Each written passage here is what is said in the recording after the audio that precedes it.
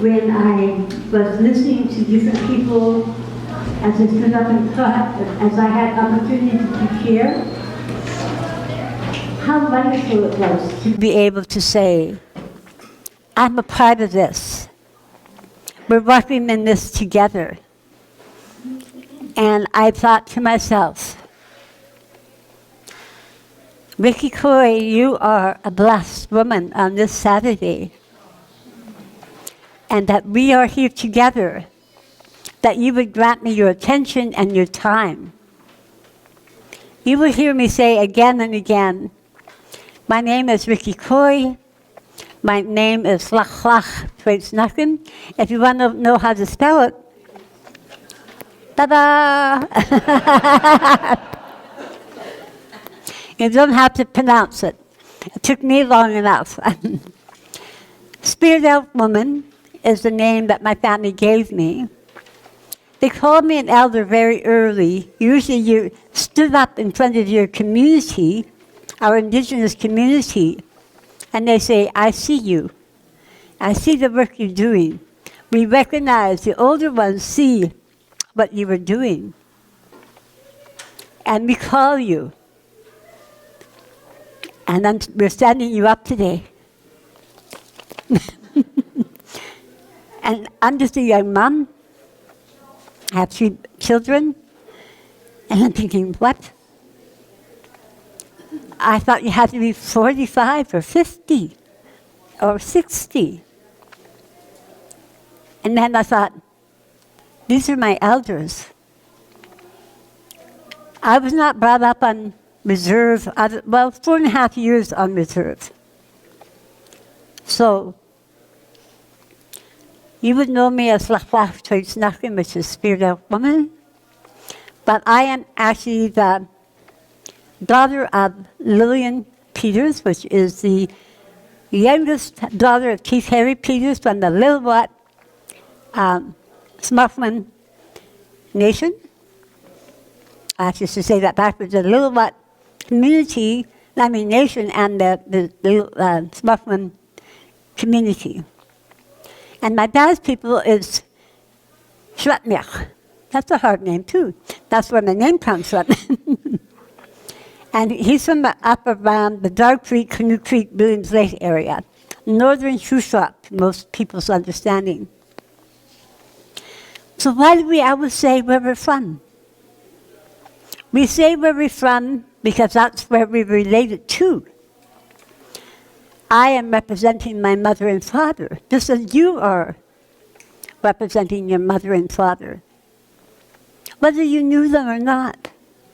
But that's the interesting thing about who we are. One of the other things, I know that there's a number of people that are indigenous here, and we go back to who we are. We go back to what we call our home community. Many of you have home countries, home provinces, maybe a little hometown. We all do. But it's always in relationship to who you are. I am not just me, but I have been stood up by my family as well to stand for them every time I do something I'm called forward to do. I don't know who else was here this morning, but listening to Ray at that breakout session was absolutely wonderful. He gave us such a caring way of laying an amazing groundwork for the understanding. And another person that was working with the Synod office happens to be here as well. I'm sorry, Carrie, I have to do it. And that's Carrie. And he left me some things that I thought was rather wonderful, but terribly sad. Now, we talked about residential school with Ray and his session. Gives all the names. Over 153 years. Do we have work to do in reconciliation? Yes. Are we willing to do that? Well, that's some of the choices we have as Canadians. So when you look at it like this, it doesn't look so bad. But you realize it represents many children. Both my mother and father are residential school survivors. My mother went to St. Mary's School and Mission in the Valley. And my father, he went to St. Joseph's around Williams Lake. And they're there. We were some of the blessed ones because we had a mom and dad that took us away from where we were going to be collected by the RCMP, brought to residential school.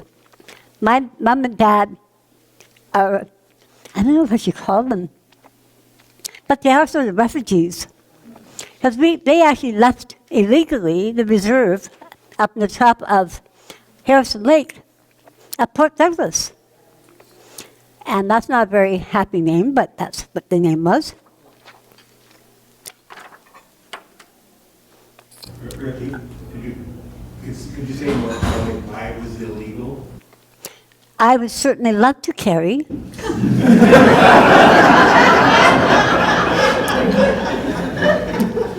My mom and dad would have to sign in and off reserve. And they would be put to jail. And if you did not give your children up, you were put in jail. And the children taken anyway. Planes used to fly in and gather the children. That happened to my sisters, my two older sisters. And my dad, and I can remember I was under 4 years of age because we moved off reserve when I was about 4 and a half. My dad standing at the kitchen table, speaking to my mom, and he was yelling. I thought, why is he yelling at Mom? He wasn't. His anger and hurt was such. He said, no, no more. They took my babies, and they've had them for a couple of years, and they won't let us see them. We send them good food, but they never see the food that we send. And the meat that comes to the home community of Port Douglas, I'm sorry, but it's not hidden. This is the truth. The Indian agent runs a sign for every reserve. Sometimes they live on reserve, around reserve, and they had to go down Harrison Lake to pick up the meat and things like that for the community, because we weren't allowed to hunt or fish. And you wonder why there's so much of that trauma that Gary was talking about. You wonder why there's so much anger and hurt, not knowing how we could be related to all these people that we loved when they were forced into this little hothouse of things where they couldn't allow themselves to feel any joy in their dancing or any joy in their language. That was all forbidden. So, Indian agent, once every 2 weeks or so, would go down the lake in the boat with a friend, with somebody else, and pick up the meat for the community, whole village. But he liked to have a spear. That happens. But then he would forget about the meat that was already in the boat, waiting to go up the lake for the rest of us. By the time Mom got it, I thought beef came green. I mean, now do you understand why sometimes they went hunting illegally? Why they went fishing quietly, and sometimes you'd have trout, fresh trout when nobody else did? Because you had to preserve your family. I wasn't going to introduce myself this way, but a good question from somebody I respect. As I think about what Ray was sharing,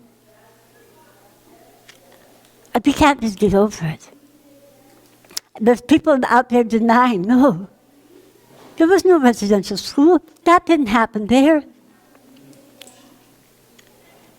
They're calling us all liars. I am not a lie. I'm a faith-believing woman that has a deep respect for my culture and who I belong to. I belong to my family, I belong to my community, and I also belong to my Creator. How blessed am I that I can come together and share this hard story. But there's still joy in my heart. There's still an open hand of friendship. We do different art forms up and down the BC coast here, and there's two or three of us in this room that really like Northwest Coast art. And I'm not pointing fingers. I was very blessed to do many things in my lifetime besides being a wife. And I'm happy to know that Jack and I celebrated 60 years together. On purpose, and he's still alive. Just saying.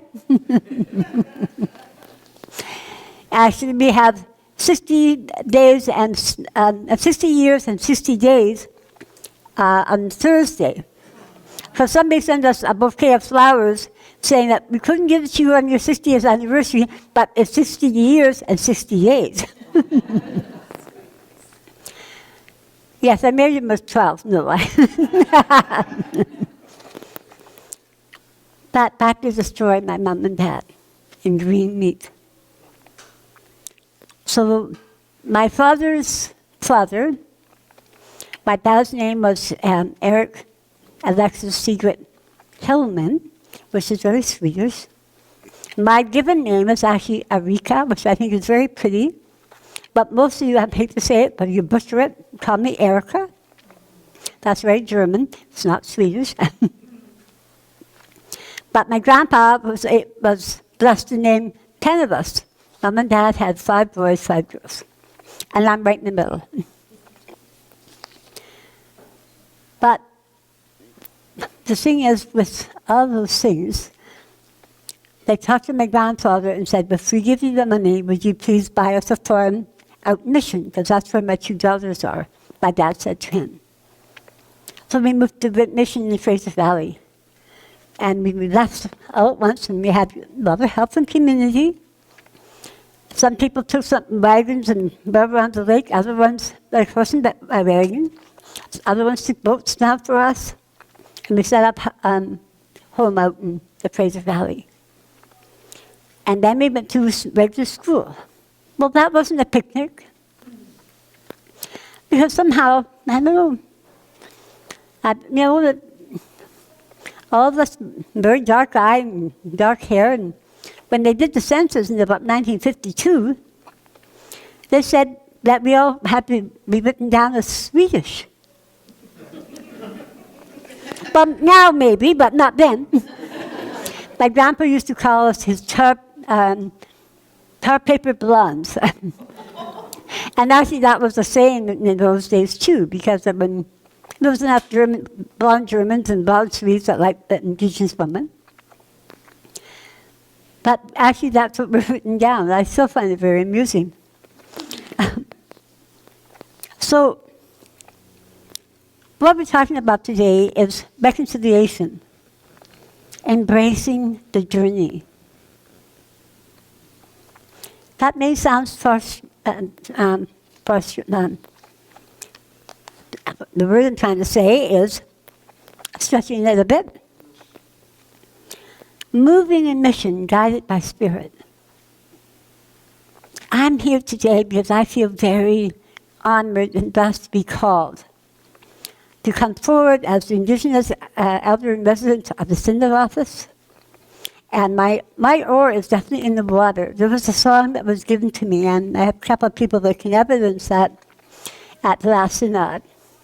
The oar is in the water. We are on our way to reconciliation. Maybe it's not what we hoped for, but it's what we have, and we can work with what we have. In fact, we do that really, really well. And if we have partners and allies that come and join us, we do even better. I know that we have been very resilient, but sometimes we get weary. Some of us get weary. And then a friend will come alongside. I'm with you. I'll take your arm. Another one will say, I'll take your arm. We do that. I have tears right now because I'm so grateful. There's so many of you I recognize as people that say, I see you. Maybe not in words, but I see you and I value you because of what you're doing and who you are and what your journey has been. How rich are we? We end up with this really beautiful goodness. Reconciliation it is always difficult, but it also is very satisfying if you get the glimmers. And I got a glimmer as I listened to Archbishop John today, and I was happy to stand up and applaud him for what he did. Thank you. Thank you for the far-seeing vision. Yes, that we will definitely raise our hands to him. And we stood up today. And thank you for that, because his message was amazing. So mission, moving in mission, guided by Spirit. And I said this morning, and I say again, and I heard it also from a couple other people, mission always means go. To go somewhere. But we are not going alone. With Creator's help and his direction, our GO, our G-O in capital letters, our mission, this is actually a GO conference. We're asking you to all go. To all go. Where are you called to go to next? What will you invest in next? When we go, that means that, and we start moving, we have some liftoff. I'm hoping to see more of that. We come together in a good way. We say that in Indigenous culture because it means the intent of our heart. We hope to have your intent as well. That this also means to be done in a good way. With an intent and the hope to hold space for Spirit. For the Spirit to move. When we think of reconciliation, we don't often think of missions. Now, we think of residential schools, but more often used as an assimilation tool for the for the indigenous and the non-indigenous world, rather than a conversion of people. They want to take all the Indian out of us. So, we could argue that point, or tear it apart. So how do we embrace a journey? Because missions is an active word. Missions isn't just going far away. It's in your neighborhood. It's in your friendships with people. What do you talk about? What interests you? How can you be more helpful with other people? Refugees and immigrants. And many of us were, my grandpa was a refugee and immigrant. He came from Sweden. And how many of us had that in our background? So, missions, that's a very active word. That means that you are engaged in something. That triggers within me a desire to be, what? More open? Maybe a bit more kind? Or more open to me. How about joy? Because we got this far. We can sit in this room with this many people and talk about this. That brings me joy. So how about open to Holy Spirit? We welcomed Holy Spirit this morning. It was wonderful. Does a light shine within what I call your want to? What's a want to? You all have it. I'm sorry, but you may think you lost it, but no, it's still there. Your want to It's actually engaging yourself in one more step that feels a little bit you're not sure of. Some of us are way out there. We are way out there. Our skin is different. Our speech is different. We are different. I stand here, and who I am, with my identity and my value intact. Because I had people that cared about me, that believed in me, supported me, and were my ally. And on top of that, I was blessed with friendship, and with support. It's scary. And so many here. We all say, I see you. I saw you when you stood up and you were honored. I see you today. I'm glad you're here. We can identify with each other. We see each other's eyes. That is what I call Ubuntu. When we choose to allow that engagement to happen, that's reconciliation. You're already engaging in part of it. You showed up here. You know it's about missions. You know it has all kinds of colors of missions. Well, let's go to China. Let's go to Japan. Let's go to Africa. Well, Canada, here we are. We're coming here. Or there's other places like Italy and Germany and the British Isles, and my husband's a big Dutchman. Yeah, he's a foot taller than I am. Yep, he's big. My kids are. But that's what we are. We combine what we know and then we learn because we choose to. That's what I call Ubuntu. I want to know you better. I'd be interested to hear what your story is. How did you get here? That's the question for me, for you. So, big question. Does your light shine in your doing? Does your light, your own light, your personal light, shine in your doing? That's the everyday, friendly, helpful neighbor, helpful son, helpful daughter. Walk alongside, support other people as you see their face, and say, I see you. How can I help you? Ray was telling us a story about helping different ones, not going there to rescue them, but coming and saying, what do you need? Can we help you get it? And that's how he does his work.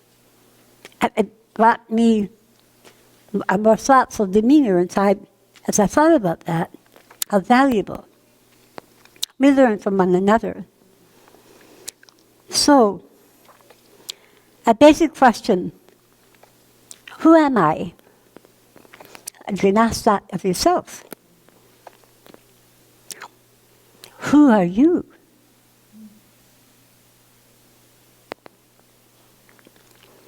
How do you identify yourself?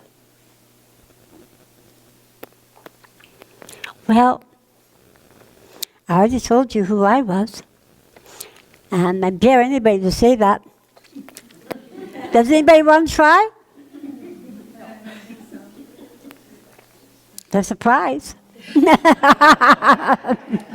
Are you waving your hand over there, Carrie? No. I know my friend, I know she said she's said it before. So, a primary question.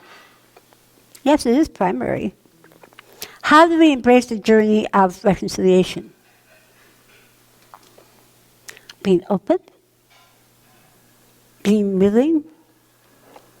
And what was the word that I heard this morning as well from Ray? By listening. But my big word for all of you is to hold space one for the other. People say, how do you do at your time of life, and you're supposed to be retired and all that? Do what you do. I have a strength and love and support, but I also know who I am. And I'm called, more than just my voice. I've been stood up by my community and said, please go and continue as long as you can. And I will. I'm a wife and a mother and a grandma and a great-grandma. And maybe one day I'll be even a great-grandma, great-great-grandma. But my identity and my being is this faithful woman that is honoring to her culture, honoring to who she is, values as a human being, as I honor and value you. Oh, what a beautiful thing to look out and see the many faces of us. This is our Canada. This is our BC. This is some of the deaneries of this area. Woohoo! I saw that chapel today, and I saw the whole church, and thought, wow, this is people showing up. And I could start recognizing your identity. I could. So, holding space, what does that mean, really? Melanie and I have been friends for over 20-some years, and we have held space for each other for a lot of those years. We have all had trauma. This is a 3-time cancer survivor of the mouth. They said, you'll never speak again. And through faith and love and support, I stand here. And so we've held space for one another, both Melanie Calabrega and I, Reverend Melanie Calabrega, St. Hildegard, and yes, Adam Lemire from St. Pace. So, our identity holds space for who and what we are. It reveals where we are on our journey, but with the faith work. Yeah, there's faith work. Yes, it's given to us. But what do we do with it? That's, I think, part of our own responsibility. We do in life, and that's what we do in life and what we do in the missions field. That's our faith work. Well, with the different ways that we've done it, we have a beautiful reconciliation work, hands-on art, with textile art. I don't know if any of you have seen it, but we've got the liturgical roles done in the small chapel. And there's also the chasuble that Bishop John bore at the last synod. Those are all done by my hand. And the liturgical robes have the art that was vision to me after we prayed about going ahead with feather dance. What was the feather dance? It's a journey of reconciliation. And so when Melanie wondered about whether we could do a piece of art for the church, we thought, yeah. But then we thought, how would we do that? So this was just a thought. So I went off with it. And I kept thinking about it and praying about it. And then she said, well, can we actually do that? We were talking on the phone because I was way up in Texas Island by Powell River, and of course Melanie's down in Stevenson. So I thought and prayed about it, and I dreamt a beautiful dream of 3 feathers. I don't know why 3, but they were dancing. There were small ones around it, but the 3 feathers were very important. And I thought, oh. And I'm looking like a little kid, seeing the feathers and how pretty, all colors. And then I saw a word, love. Purpose. Reconcile. I thought, and my little girl thought, oh, how lovely. And when I woke up, I thought, uh-oh. I had my answer. So why feather dance? Because I saw feathers dancing. And it was all about Creator. And it was like the wind was blowing. And then I phoned up Melanie, I said, yes to yes. Whatever we're going to do, yeah, it's a yes. I can see it. It's dancing feathers, and she'd be silent for a minute. Well, half a minute. And then we talked about how that would be. Then we thought we'd better get some money, so we actually do it, hands-on. I work in textile art. I do fashion design and clothing and scarves and vests and a few other things like that. And then the story started happening. We got some financing and we went ahead. So I want to speak the words, love's purpose is to reconcile. The purpose of love is to reconcile. Reconcile is love's purpose of love.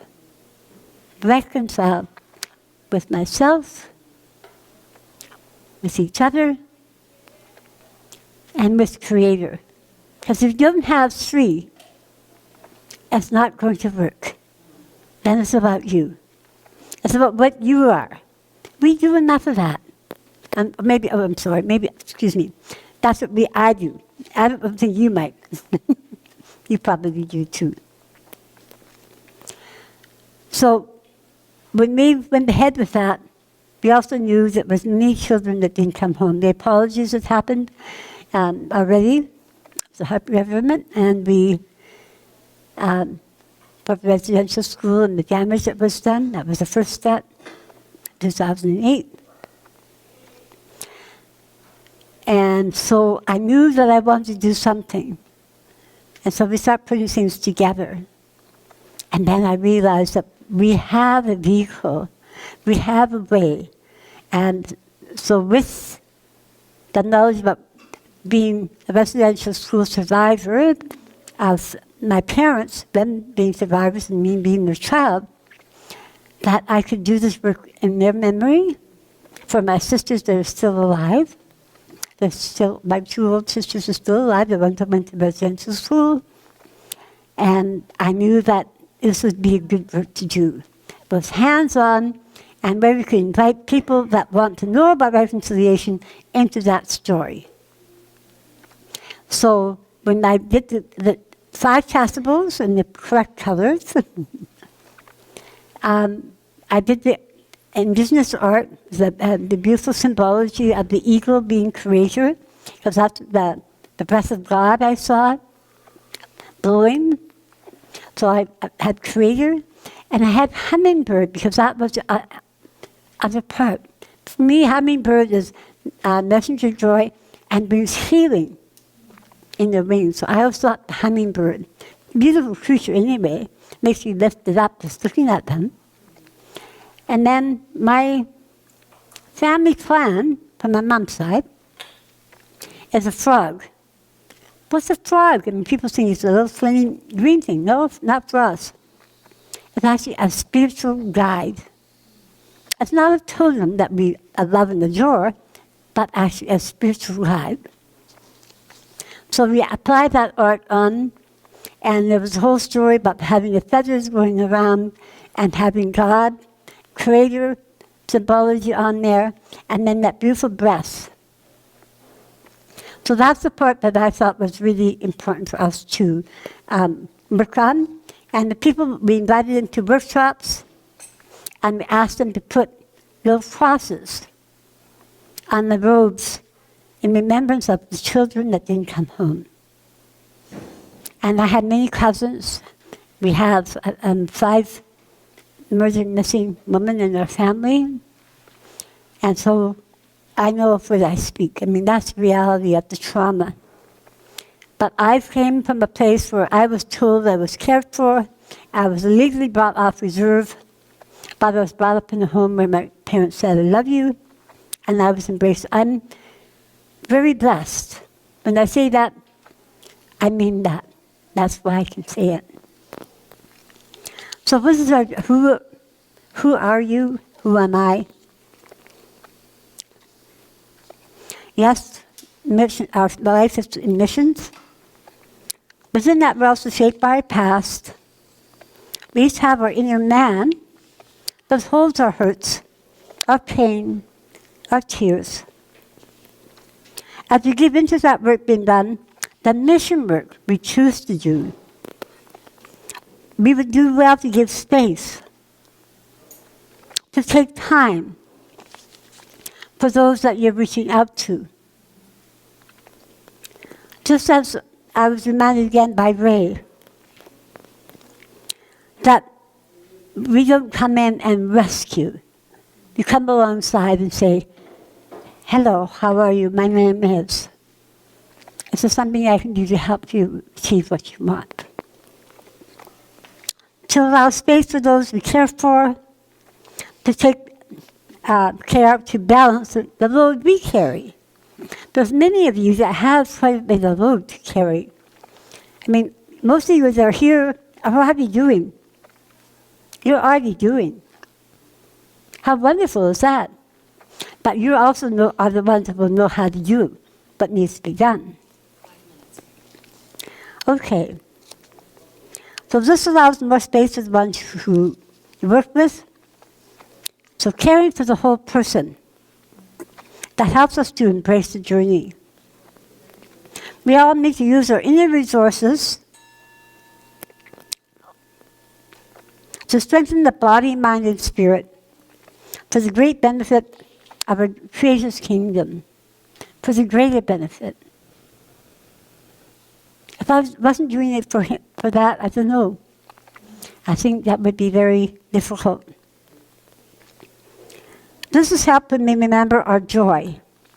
What is your joy? What is your actual knowing of who you are inside right now?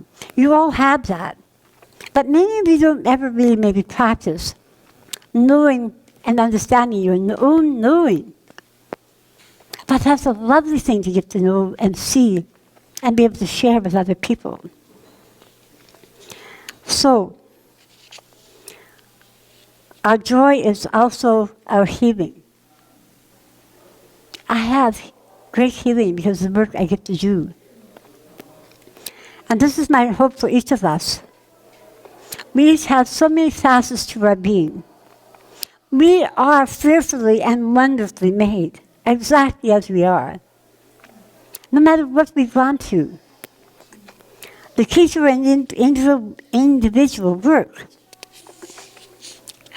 is the groundwork we've already laid down. Again, I would really love to hear about the groundwork you have laid down and where you're going to go. As you progress through this day, there's much to consider, to add to your toolbox, to consider changing up, to allow the changing up, to allow that stirring within you, and get back to what stirred that call originally. Are you ready? Do you feel a little bit more open to know your truth?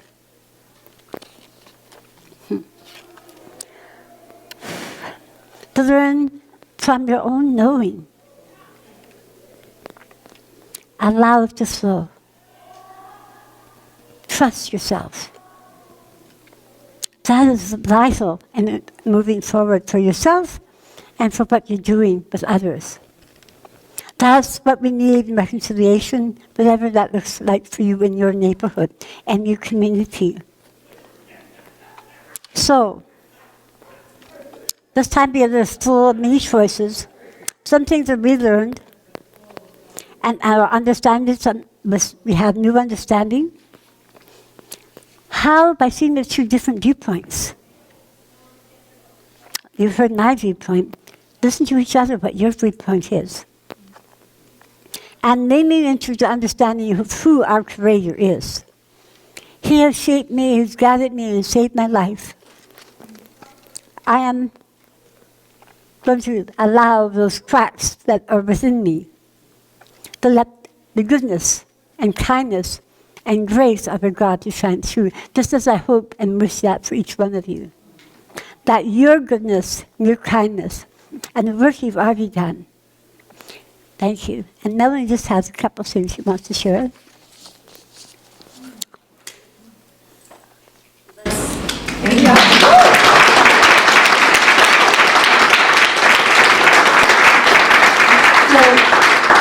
Go and let your light shine. Love you. An invitation on behalf of Rikki for the feather circles that happen here once a month. We are finishing for this year, but we will start again in September with a new cohort of folks for the feather circle, which gathers on once a month on Wednesdays here at the Synod office. And it is intended for wisdom sharing and mutual encouragement, and to resource one another and encourage one another on our walk of reconciliation. Folks who have been with us this year have found it really meaningful and rich, and you get to spend 3 hours with Rikki. So please inquire, watch for information about this. We would love to have you in the next cohort. Thank you. Whoever wants to try that, I have a prize.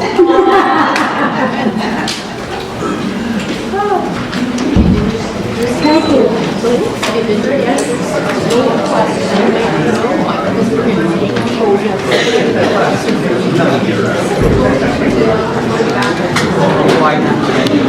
you.